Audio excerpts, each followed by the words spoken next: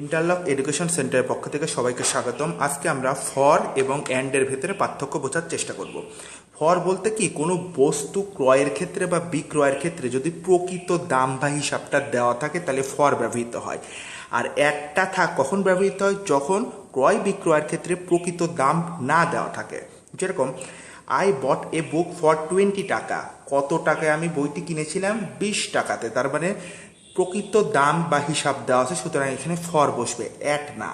আবার যদি দেওয়া হয় I can't buy it at such a price, আমি এই জিনিসটা এত দামে কিনতে পারি না, কত দামে, প্রকৃত দামের হিসাবটা কিন্তু দেওয়া নাই, সুতরাং এই জায়গায় ফর না বসে বসবে কি, অ্যাট।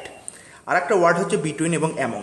যখন দুইজনের ভেতরে কোনো কিছু সিলেকশন করা হয়, নির্ধারণ করা হয়, তখন বিটুইন, আর দুইয়ের অধিক জন হলে সেক্ষেত্রে অ্যামং বসে। যেমন দেয়ার ওয়াজ আ ফাইট বিটুইন টু বয়েজ, তার মানে একটা যুদ্ধ হলো দুইটা বালকের ভেতরে, যেহেতু দুইজন সেহেতু হবে বিটুইন।